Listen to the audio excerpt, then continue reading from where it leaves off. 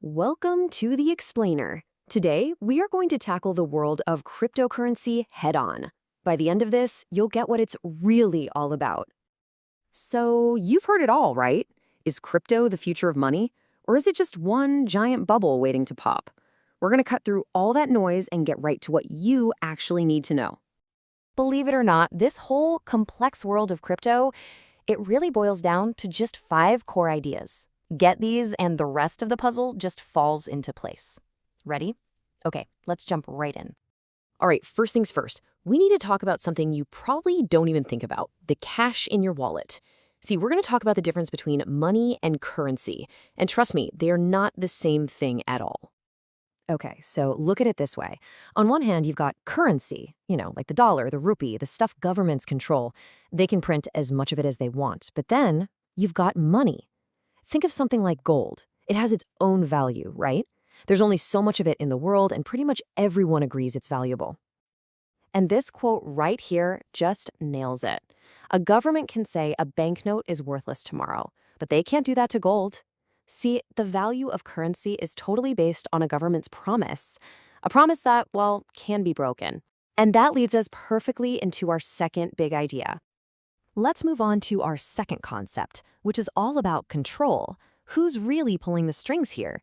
Is it one single group, or is it, well, no one in particular? So our traditional financial system? It's what you'd call centralized. That just means there's a single authority, like a central bank, that's in charge. They can decide to print more money whenever they feel like it. And when they do that, boom, you get inflation.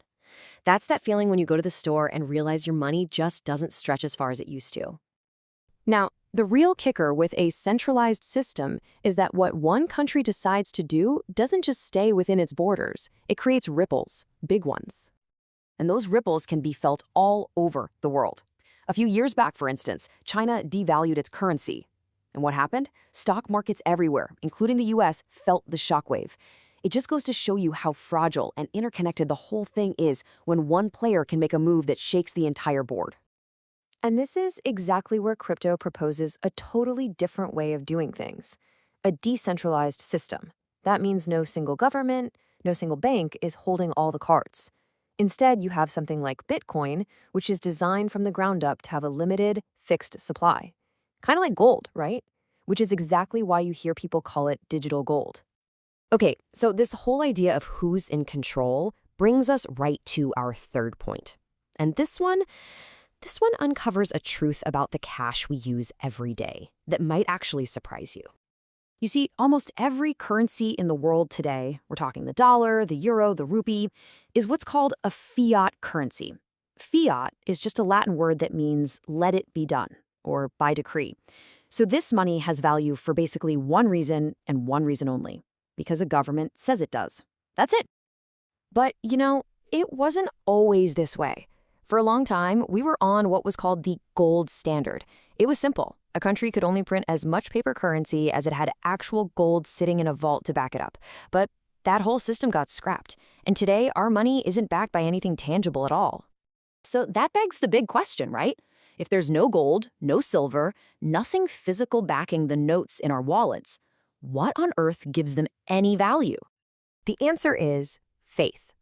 Just faith. The only thing backing our money is our collective trust in the government that issues it. It's really just a big shared agreement that this paper is worth something. Which brings us to concept number 4. Let's talk about the physical stuff itself, the actual bills and coins, and some of the, hidden risks of the physical world. And this is a true story. A guy saved up his entire life for a medical operation, and a mouse got into his cupboard and just chewed through all the cash. Just like that, his life savings gone. It's a pretty brutal reminder that physical cash is surprisingly fragile. It can be lost, it can be stolen, it can be burned, it can be eaten by a mouse. It's just risky. I mean, think about it. We already trust digital systems with so much of our lives. So moving our money completely into the digital world feels like a pretty natural next step, doesn't it? The move away from cash isn't just for convenience. It's really a search for better security. Okay, so if we're going digital and we're going decentralized, how in the world do you make that system trustworthy and secure? Well, the answer is our fifth and final concept, and it's the technology that makes all of this possible, the blockchain. So, what the heck is a blockchain? Well, in the simplest terms, think of it like a public accounts book or a ledger. But here's the magic trick. This ledger is distributed across thousands of computers all over the world, and once a transaction is written down in this book, it can't be erased or changed, ever. Here's how it works. Say you want to make a transaction. Step 1, you create it. Step 2, it gets broadcast to this huge network of computers for verification. Step 3, once enough of them agree it's legit, it gets bundled into a block.